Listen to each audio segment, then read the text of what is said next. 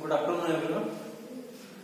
हम उपसहचर्य के पढ़ रहे थे, उसको पढ़ते हुए हमने लिगेंड की टाइप वगैरह पढ़ लिए थे और EAN कंसेप्ट हमने पढ़ लिया था। EAN अवधारणा क्या है और EAN अवधारणा से में इफेक्टिव एटॉमिक नंबर EAN किसी भी कॉम्प्लेक्स का कैसे कैलकुलेट करते हैं वो मैंने आप लोगों को बता दिया था।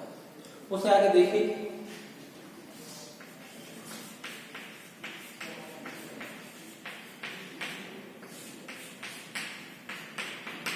किलेटिकरण क्या होता है?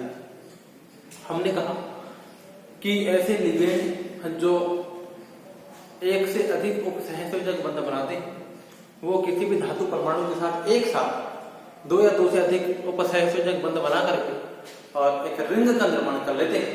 उस रिंग को किलेट रिंग कहते हैं और इस प्रोसेस को किलेटिकरण कहते हैं।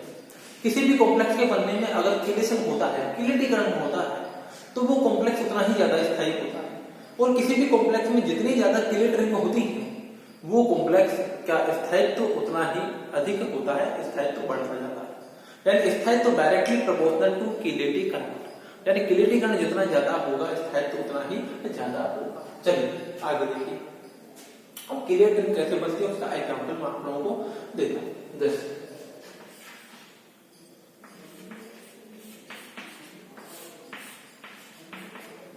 एक CO 2+ एक मेटल आयन है, तो हम चार्ज को तो बाहर लिख देंगे। अभी हम यहां पर केवल CO मेटल आयन लिखते हैं। ये लीजिए C। इसमें एथिलीन डाइथाइलीन AN जिसकी संरचना होती है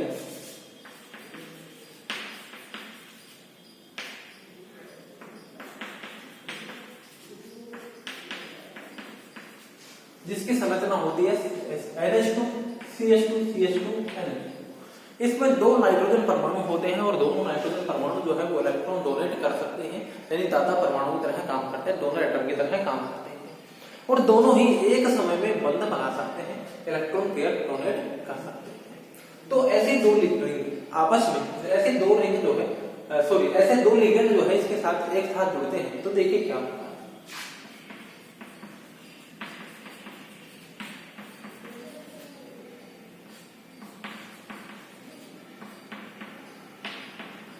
देखिए इस नाइट्रोजन ने अपना इलेक्ट्रॉन पेयर दिया और यहाँ पर कोऑर्डिनेट बॉन्ड बना। इस नाइट्रोजन ने भी अपना इलेक्ट्रॉन पेयर डोनेट किया और यहाँ पर कोऑर्डिनेट बॉन्ड बनाया। ऐसे ही दूसरा लिगेंड है,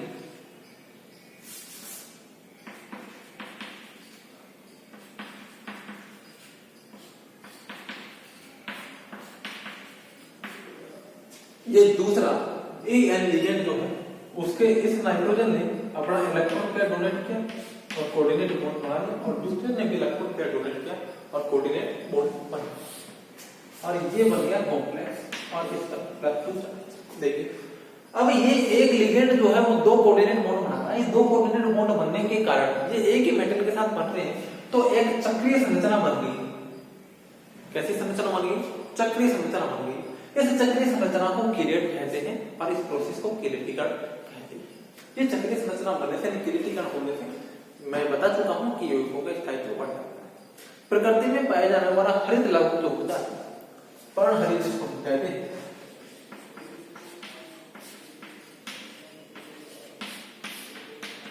हरित लवण हरे पादपों में पाया जाता है। जैसे मैग्नीशियम का पोरफायरिन कॉम्प्लेक्स है, यानी मैग्नीशियम और एक लिगेंड मिलकर के और ये हरित लवक वाला कॉम्प्लेक्स बनाते हैं, तो उसमें भी किलेटिकरण होता है, यानी साइक्लिक रिंग बनती है, इसलिए वो ज्यादा स्टेबल होता है और प्रकृति में बहुतायत में पाए जाते हैं। हीमोग्लोबिन जो होता है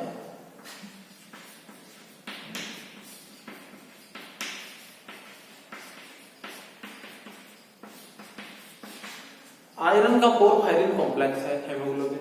आयरन और पोरफायरिन रिंग आपस में मिलकर के और हीमोग्लोबिन का निर्माण करते हैं। आयरन के साथ पोरफायरिन रिंग जुड़ती है तो एक साइक्लिक स्ट्रक्चर बनती है और उस साइक्लिक स्ट्रक्चर में अनुनाद और बढ़ जाता है, इसलिए उसका स्थायित्व और भी बढ़ जाता है और इसीलिए ये अधिकांश जीवों में जो है श्वसन वर्णक यानी रेस्पिरेटरी पिगमेंट की तरह काम करता है। श्वसन वर्णक की तरह काम करता है, ऑक्सीजन को लाने ले जाने का काम करता है। तो ये था किलेटिकण कि किलेटिकण से जिन जिन कॉम्प्लेक्सों में जो है चक्रीय संरचनाएं बनती हैं वो कॉम्प्लेक्स प्रकृति में ज्यादा स्थायी होते हैं। चलिए इससे आगे देखिए, किलेटिकण से आगे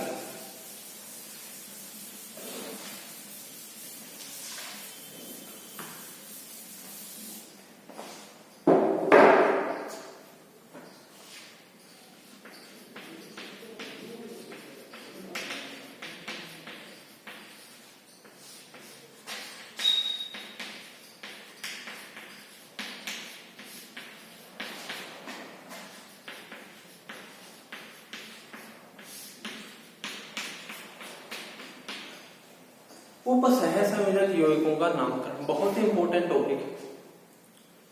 उपसहसंयोजक यौगिकों की पहली संख्या जो कम थी तो इनका नाम सामान्य तौर पर दे दिया जाता था, लेकिन जैसे जैसे उपसहसंयोजक यौगिकों की संख्या बढ़ने लगी वैसे वैसे इनके नामकरण के सिस्टम की जरूरत महसूस हुई और एक संस्था बनी हुई है IUPAC,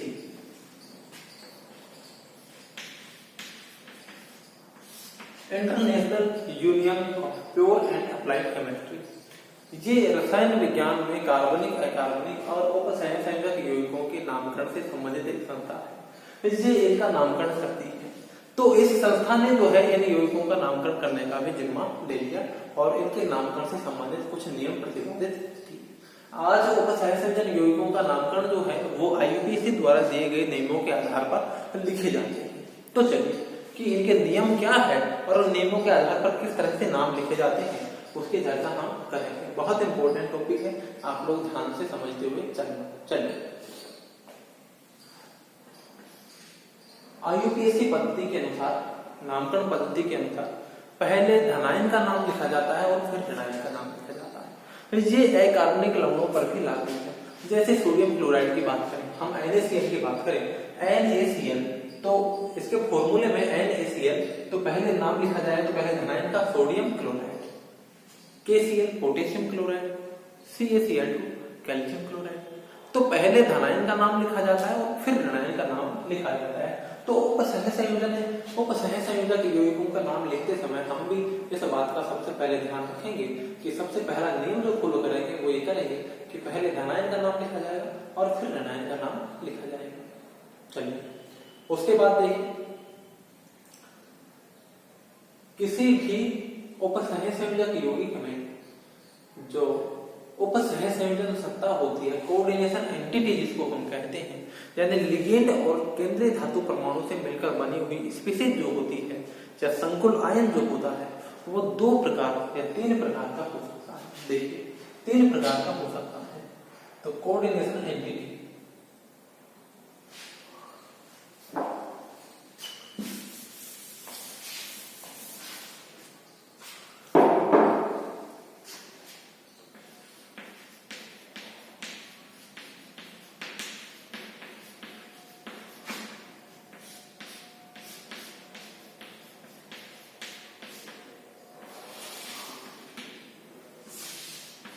उपसहसंयोजन सत्ता 3 प्रकार की हो सकती है।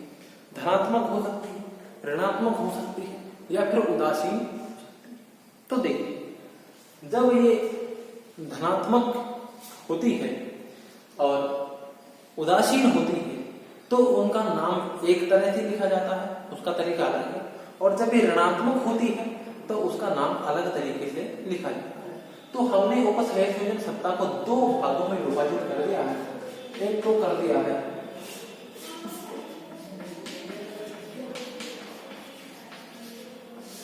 ऋणात्मक और एक कर दिया है हमने धनात्मक ऑब्लिक उदासीन।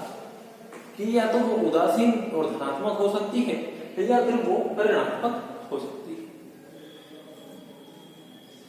ठीक है, तो उपसहसंयोजन सत्ता को हमने 2 वर्गों में विभाजित कर दिया। इनका नाम एक तरह से लिखा जाएगा, इसका नाम अलग तरह से लिखा जाएगा। देखिए इसका नाम लिखते समय इसका हम एक सामान्य सा एग्जांपल जो लिखेंगे वो लिखेंगे कि हम Z जब ऋणात्मक होगी तो उससे पहले ये Z लिखा जाए जो धनात्मक स्पीशीज होगी, NLS। इसकी स्ट्रक्चर कुछ इस तरह की होगी, यहां पर प्लस माइनस एक्स होगा तो इस पर भी प्लस माइनस एक्स होगा, यानी यहां पर माइनस होगा और यहां पर क्या होगा, प्लस होगा। तो इन चार्ज को हम नहीं दिखाएं तो भी कोई बात नहीं है। देखिए आप इधर ध्यान से देखिए, मैं इस चार्ज को दिखाता ही नहीं कि हमने पहले जेड लिख दिया, इसका मतलब है जेड धनात्मक है और ये क्या है, ऋणात्मक भाग है जिसकी हम बात कर रहे हैं। तो धनात्मक होगी तो इस तरह से लिखा जाएगा, देखिए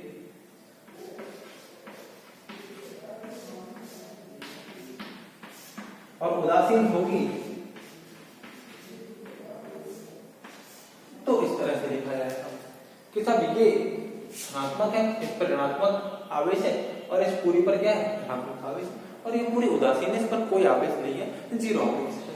चलिए तो इसका नाम लिखेंगे और हम इसका नाम लिखेंगे। चलिए ध्यान से समझते हो। चलो जब इसका नाम लिखेंगे तो आप लोग देखिए, सबसे पहले हमने कहा कि नाम लिखने का सबसे पहला जो नियम है वो ये है कि सबसे पहले धनात्मक भाग का नाम लिखा जाता है। तो सबसे पहले धनात्मक भाग यहाँ पर ये है, ये ऋणात्मक भाग है, तो इसका नाम लिखा जाएगा। तो ये जेड जो भी होगा, यानी ये प्रति आयन है, काउंटर आयन है, तो सबसे पहले जेड का नाम लिखा जाएगा, यानी जेड जो है वो क्या है, प्रति आयन है। तो सबसे पहले प्रति आयन का नाम, प्रति आयन का नाम, तो प्रति आयन लिख दिया, ठीक है।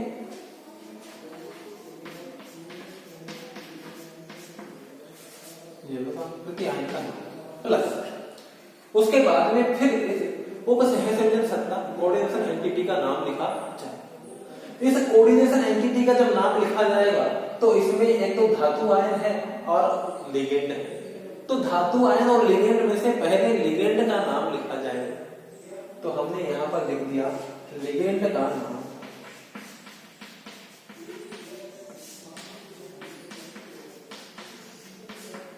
लिख दिया किसका नाम, लिगेंड का नाम। लिगेंड का नाम लिखने के बाद में धातु आयन का नाम लिखा जाएगा। ये लिख दिया केंद्रीय धातु परमाणु का, केंद्रीय धातु परमाणु का नाम। इस पूरी कहानी को लिखने के बाद केंद्रीय धातु परमाणु के नाम के आगे 8 लगा देते हैं। क्या लगा देते हैं, 8 लगा देते हैं और प्लस केंद्रीय धातु परमाणु का ऑक्सीकरण अंक लिखते हैं।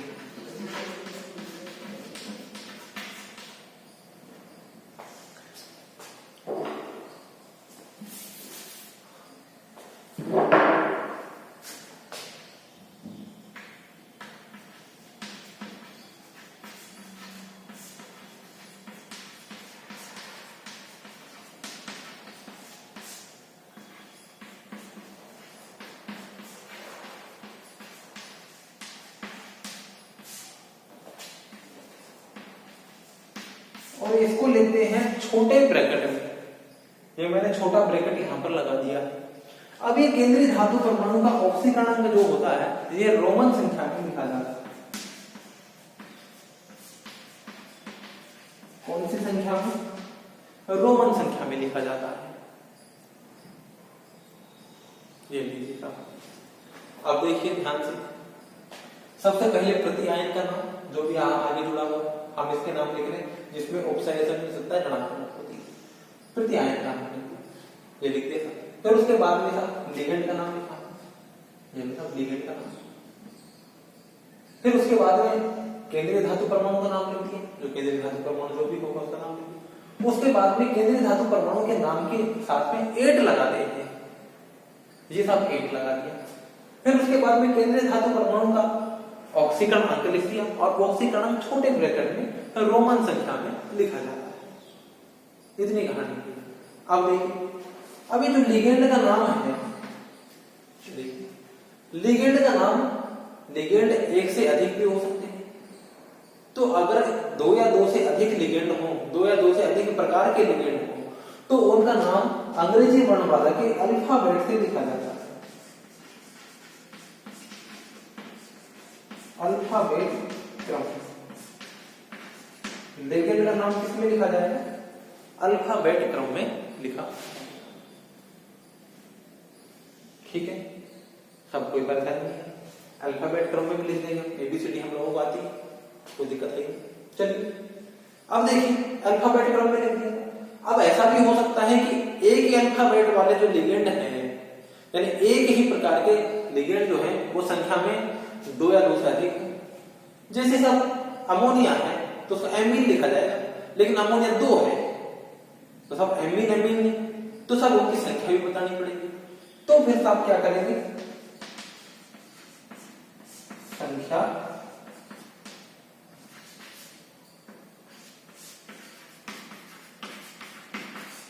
संख्या दर्शाई जाएगी। संख्या दर्शाने के लिए ध्यान रखिए 2 के लिए डाई, 3 के लिए ट्राई, 4 के लिए टेट्रा, 5 के लिए पेंटा, 6 के लिए हेक्सा, 7 के लिए सेप्टा। ऐसे उसकी संख्या दर्शा देंगे कि 2 है तो डाई, 3 है ट्राई। एक के लिए मोनो नहीं लिखा जाता है, एक के लिए संख्या बताने की आवश्यकता नहीं है, संख्या 2 या 2 से अधिक के लिए बताने की आवश्यकता होती है। तो किसी भी उपसंयोजन यौगिक जिसमें उपसंयोजन संख्या ऋणात्मक होती है उसका मैंने नाम लिखने का एक सामान्य सा फॉर्मूला मैंने यहां पर लिख दिया है कि सब इस तरह से उसका नाम लिखा जाएगा। अब देखिए बात कि लिगेंड का नाम, उसका नाम अल्फाबेट क्रम में होगा, उसकी संख्या भी दर्शाई जाएगी। संख्या में डाई ट्राई टेट्रा, ये सब अपन उसकी संख्या दर्शाने के लिए लिखते हैं, लेकिन डाई ट्राई टेट्रा जो है वो अल्फाबेट में शामिल नहीं होंगे। अगर कोई लिगेंड कार्बनिक लिगेंड है, ध्यान से सुनना मेरी बात को, अगर कोई लिगेंड कार्बनिक लिगेंड है जैसे ऑक्सीलेट, या ऐसा कोई लिगेंड है जिसके नाम में ही डाई ट्राई आ रहा है, जैसे एथिलीन डाइएमीन, डाई नाम में आ रहा है, डाई एथिलीन ट्राइएमीन उसके नाम में ही जो है डाई या ट्राई आ रहा है। तो अगर कोई कार्बनिक लिगेंड है या ऐसा कोई लिगेंड है जिसके नाम में ही डाई और ट्राई आ रहा है, तो वो डाई और ट्राई जो आ रहे हैं वो अल्फाबेट में शामिल होंगे। जो नाम में आ रहा है, जो नाम में आ रहा है एथिलीन डाइएमीन, या मैं दूसरा एग्जांपल लूं डाई एथिलीन ट्राइएमीन, तो इसमें डाई जो है ये इसकी संख्या को नहीं बताना, ये उसका नाम है लिगेंड का, डाई एथिलीन ट्राइएमीन। तो डाई जो है ये अल्फाबेट में शामिल होगा, यानी उसका नाम डी से शुरू हो रहा है। ठीक है, तो ऐसे लिगेंड जो कार्बनिक लिगेंड हो या जिनमें नाम में ही डाई ट्राई आ रहा है, उनकी संख्या बताने के लिए डाई ट्राई टेट्रा पेंटा हेक्सा शब्दों का प्रयोग नहीं किया जाता है। उनके लिए उनकी संख्या बताने के लिए 2 के लिए डिस, 3 के लिए ट्रिस, 4 के लिए टेट्रा किस, 5 के लिए पेंटा किस, 6 के लिए हेक्सा किस का प्रयोग किया जाता है। ऑर्गेनिक लिगेंड और ऐसे लिगेंड जिनके नाम में डाई ट्राई टेट्रा पहले से ही मौजूद है, उनकी संख्या बताने के लिए उनके 2 के लिए डिस, 3 के लिए ट्रिस, 4 के लिए टेट्रा किस, 5 के लिए पेंटा किस, 6 के लिए हेक्सा किस का प्रयोग किया जाता है। तो देखिए इस फॉर्मूले से हम नाम लिखेंगे, तो नाम किस तरह से लिखते हैं वो हम नेक्स्ट वीडियो में देखेंगे। इस वीडियो में इतना ही, थैंक यू।